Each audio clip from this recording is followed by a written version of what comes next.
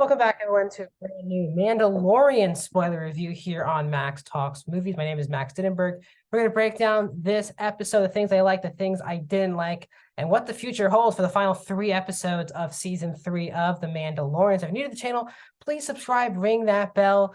I do movie reviews, TV show reviews like these, movie breakdown, movie rankings, and a box office breakdown show every single week. So please subscribe, ring the bell if you're new to the channel. Comment down below. What are your thoughts on this episode? Now seeing, spoiler alert, Zeb from Rebels in The Mandalorian.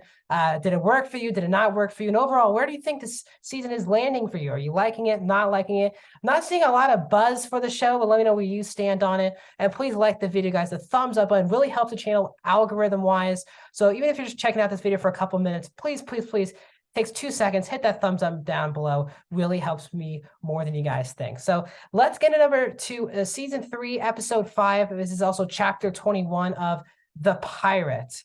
And I found this to be a very solid episode of The Mandalorian. A lot for me, mostly good stuff happened in this episode. There's one particular scene I thought was atrocious. But for most of the episode, I definitely liked the episode, but nowhere near loving the episode.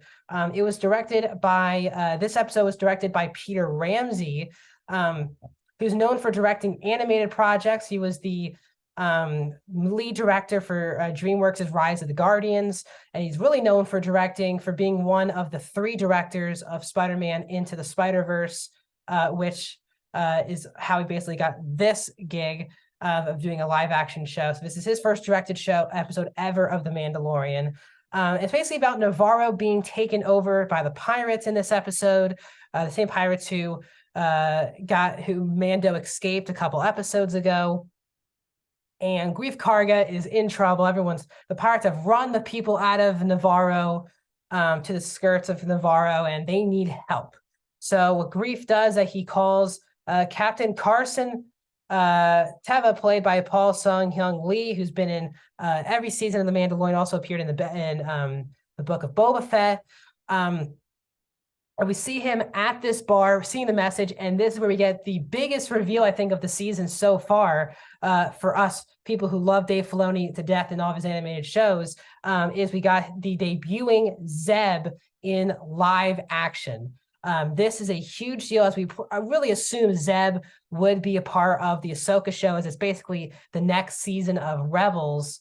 It's already Hera, Sabine, and Ezra. All of them have been confirmed for that show. We assume Zeb would be, and Zeb appears here. He's, again, you could tell it was Zeb based on his outfit, his look and everything, but you really could tell because he was voiced by Steve Blum, who also voiced Zeb for 4 years on Rebels. So this was the voice of Zeb, and you can see that with Cad Bane and Zeb, Filoni has kept the voice actors, at least for some of the characters, for the CGI characters or prosthetic characters, into the show. So we'll see if they do the same thing with Thrawn or not, but I thought Zeb actually looked a lot better than what they did. I think Cad Bane looked good, but I think Zeb looked really fantastic, and he fit in perfectly.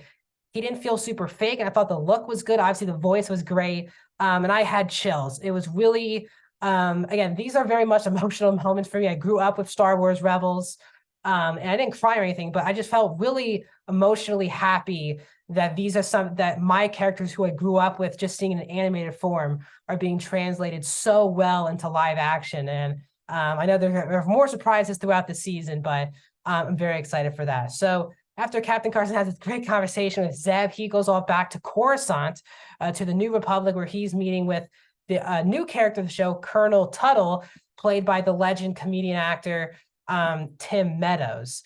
And this is where Tuttle's kind of not really allowing him to, Carson wants backup on Navarro, and they don't really care about Navarro because it's an independent planet. And Elia Kane comes back into the fray, and she clearly does not want them to spend any of things to Carson in the track. I thought this scene was abysmal because, again, I like Tim Meadows, especially as a comedian actor. But I think all the comedy missed in this scene, and it just felt like at times just a rinse and repeat scene. Carson literally asked for his help like 3 or 4 times in the scene. And I think they could have cut this scene by a couple minutes because it just felt like rinse, repeat. You're not going to help me? I'm not going to help you. You're going to help me? You're not going to help me. it just kind of felt like rinse and repeat. I think the show is doing great, though. I think a lot of people aren't giving it credit for, because a lot of people just don't like the new trilogy of Star Wars, is they are setting the framework for why the First Order can rise again. And the Republic really shows that in Coruscant, the Coruscant episode of this season and this episode, with how blind the new Republic is of outside foes and taking over things that they're not, like the Empire. And what allows for people to stop believing in the Republic and to believe in the First Order. It's very fascinating. I think the show's doing a great job. Really, obviously, they're setting up a bit of the cloning situation with Palpatine in episode 9. But this episode really set the framework for how the Republic is just blind to particular things, which really sets up the beginning of the First Order. So this is where Captain Carson then flies in. He, I guess, had a tracker on Mando's ship. I forgot how that worked, but he found the Mandalorian settlement. He basically needs the help. He's like, Grief's your friend and he needs your help. So Mando gives this whole speech to the Mandalorians about, I know you guys fought him before and he killed some of our brothers, but he has risked his life for me many of times and I need to repay him. And then Paz Vizsla kind of steps up in this scene and shockingly supports Mando. He's like, he protected my son with his life, while a lot of you guys just always just thought he was going to die after he got taken. And Mando believed in him. So they all went out to Navarro. We had this really great action set piece with Mando and Bo in the air, Bo dropping off some of the Mandalorians like Death Watch back in the day, in both Clone Wars and also parts of Rebels, which was really great to see. So really fun action set pieces on Navarro. But this leads to, the pirates getting basically kicked out of there or killed out of there. And Navarro offers their home to the Mandalorians, that the Mandalorians used to live there in the sewers and under everyone, but now they can live and be themselves in front of everyone. So the Mandalorians finally basically have a home. And then we have this also really great scene with Bo, that the armor needs Bo after this confrontation. And then she's like, if you really saw the Mandalorian, see the Mythosaur, it makes a lot of sense because you lived both lives. You lived the life of the Death Watch, really one part of being a Mandalorian, and she's also lived just both parts, this religion itself and the other religion. And the armor clearly is that because she's walked both paths, that she is the rightful person to unite the clans of Mandalore. So she says, take off your mask. You can walk around. She walks around. Everyone's like, oh my God, they're so shocked that Bo has her mask off, helmet off. And she says she's going to be one to unite Mandalore. Now, a lot of conflict will obviously come into play as, again, Mando is the one who has the Darksaber, and really the only people who can really unite the groups is the person who holds the Darksaber. So we'll see if Bo and the Mando conflict starts to brew, as she is now seems the destined person to unite the clans.